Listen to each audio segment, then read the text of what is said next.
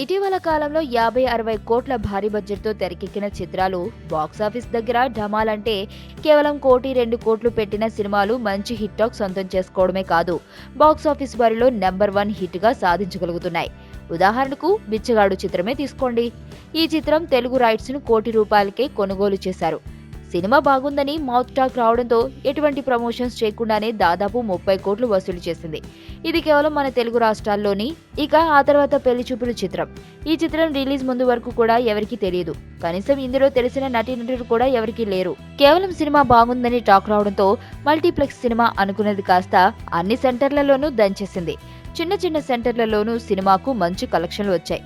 ఇక ఏ సెంటర్లలో అయితే తిరుగులేదు.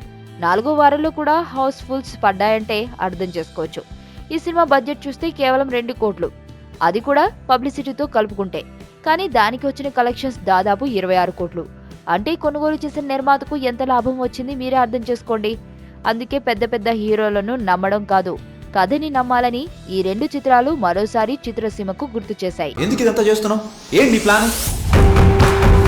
ఆ ఇంటి గురించి ఏం తెలుసుకోకుండా వచ్చారా? రూబీ అని అమ్మాయి ఉండేది.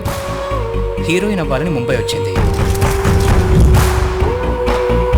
చేతిలో బంగారం పెట్టుకుని పిచ్చోడ్లో మాట్లాడుతాం. ఎవరు అసలు మేడం వీడు? నా మేనేజర్. మీ ఆవిడికి దెయ్యం పట్టిందా లేక మీ ఆవిడే దెయ్యమా?